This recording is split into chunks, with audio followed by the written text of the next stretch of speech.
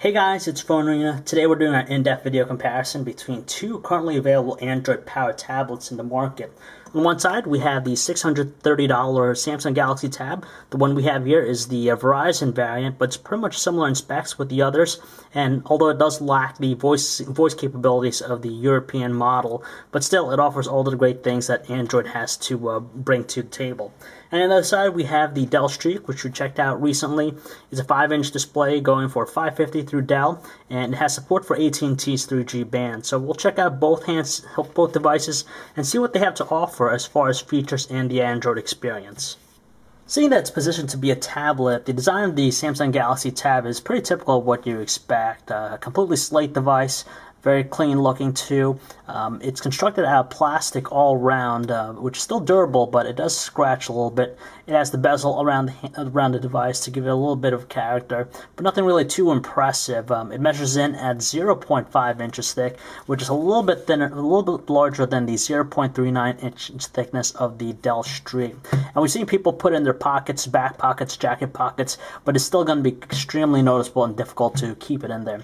On the other side, you have the Dell Streak. We like its minimalistic approach. It's a very clean looking device. It's pretty much uniform all around too. We like the materials that they utilize, the hard durable plastic with the metallic back cover. It definitely complements it. And when you compare it against the Samsung Galaxy Tab, it's a lot more compact, although it is still extremely distinguishable when you place it in your back pocket. Needless to say, the most striking item that the Samsung Galaxy Tab has over the Dell Streak is its larger 7-inch display. It has a resolution of 600 by 1024 pixels, and while the Dell Streak measures in at 5 inches and has a resolution of 480 by 800. In fact, you could place the entire unit of Dell Streak into the Samsung Galaxy Tab, and the Tab's display is still larger. With the higher resolution of the Samsung Galaxy Tab, it makes even reading the smallest of text a lot easier, seeing that it has some better quality in regards to just the size of the text, and you can tell right now it's a lot more manageable with the Samsung Galaxy Tab versus the small and tiny fuzzy looking ones with the Dell Streak. Luckily though, they produce some nice looking colors, not as deep or lush as AMOLED displays out there, but good enough to make out with the eye. They also have passable viewing angles, so you're not going to have too much of a problem seeing them. And on top of that, in outdoor conditions, in direct sunlight, when you set to the highest brightness settings, you'll still be able to make out what's on screen. They're both equally as responsive. We didn't have any issues as far as moving about the platform. And the Dell Streak, it's constructed of Gorilla Glass, so it's going to handle anything if you place it in your pockets. Directly beneath the touchscreens of both devices, you have the touch-sensitive buttons. On the Dell Streak, it's only 3. You have the Home, Menu, and Back, while on the Tab, you have the Menu, Home, Back, and Search. Luckily, though, they're spaced far enough from one another, so it reduces any accidental presses. There's quite a few buttons on the right-hand side of the devices. You have the volume rockers, which are both easy to make out with the finger, and they offer a pretty good response. But we do like the Tab's slightly more pronounced dedicated power button versus the recessed one on the Dell Streak. But luckily, the Streak does offer a 2-level shutter key for taking photos. Luckily, both devices will offer video calling just because they both offer a VGA front-facing camera.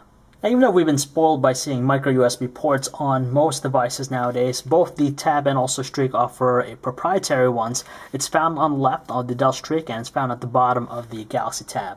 The speakers on the Tab are found on the bottom row of the device, while on the Streak it's on the back, on the one side portion of the back panel. And the neat thing about the Streak is the fact that you could remove the battery and replace it yourself. Even though both devices are running 1 GHz processors under the hood, the Galaxy Tab offers a Hummingbird processor while the Streak has a Snapdragon one.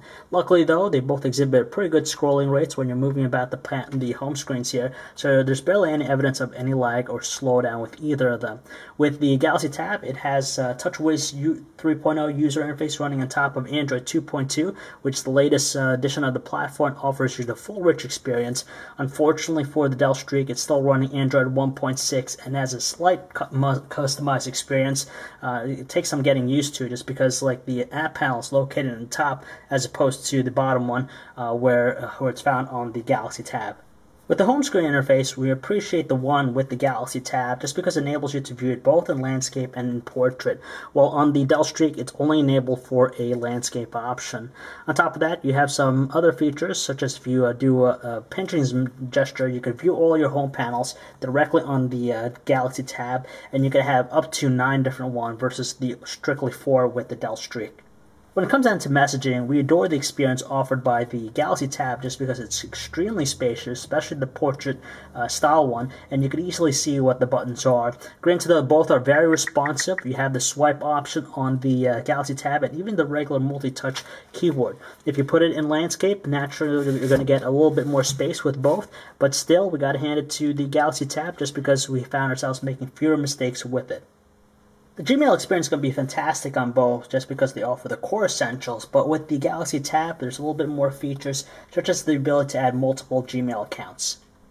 Now, one of the nice things we like about the Galaxy Tab is the fact that it utilizes its larger display, and it's very evident in some of the core applications like the Contacts one. At the bottom, you have your traditional one with the Dell Streak, but with the Galaxy Tab, it breaks it down. You have your list on the left, and you have some pertinent, relevant information on the right, and it just makes it a lot easier for you to multitask.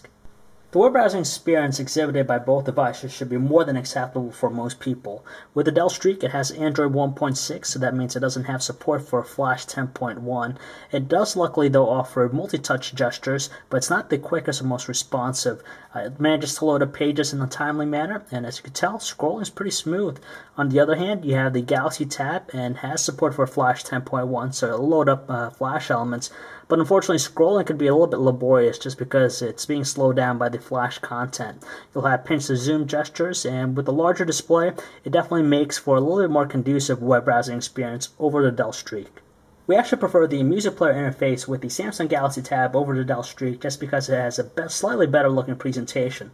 Of course, you're going to be able to see the album cover, track information, even on-screen controls, but the audio quality from the Galaxy Tab speaker is by far a lot stronger than the Dell Streak, which is a little bit crackly and does begin to strain at the loudest settings. In addition, there's a bunch of different equalizer settings you could set with the Galaxy Tab to make the experience a little bit more easy on your ears. If you're into watching videos, you'll be very happy with the performance exhibited by both devices. We have a video here encoded in MPEG-4 1280 by 720 resolution. As you can tell, both are pretty much smooth looking, but the Dell Streak has a little bit of a slowdown lag to it, but it doesn't deter from keeping the experience pretty good. But luckily, with their large displays, anyone will love watching videos on either of them.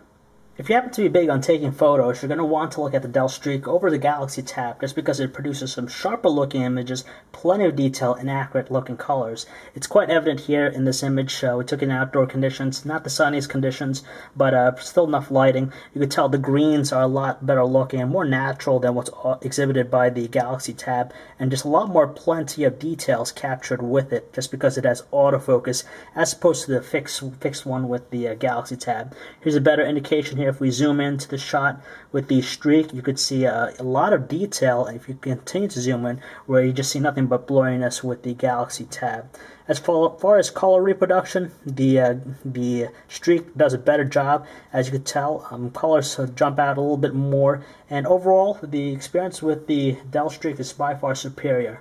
Now, some would just assume that just because it produces better looking images with their still shots, the Dell Streak's camera is going to be superior over to the Tab. But in fact, as we play videos here, the Dell Streak has a maximum capture resolution of 640 by 480 and shoots at a frame rate of 20 frames per second versus the DVD-like resolution of the Galaxy Tab and shoots at a frame rate of 29 frames per second. So it's a lot smoother looking and a lot more detail with the Galaxy Tab versus the Dell Streak.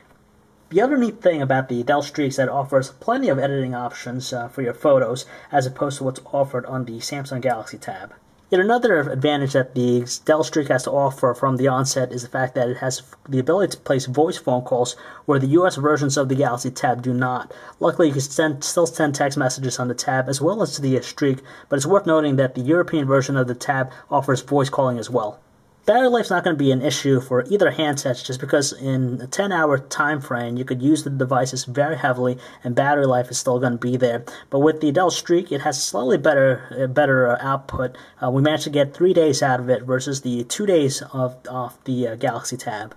So there you have it, guys. That's pretty much it as far as our comparison is concerned. And as far as tablets go, the ideal solution is definitely going to be the Samsung Galaxy Tab. But if you require the voice features, then yeah, you could always get away with the Dell Streak. But unfortunately, it's kind of limited just because it still has Android 1.6 as opposed to the newer offering with the Android 2.2 experience of the Galaxy Tab. And of course, you have the larger size display. Granted, the battery life is a little bit better on the Dell Streak. Both still exhibit a pretty good output in that regard.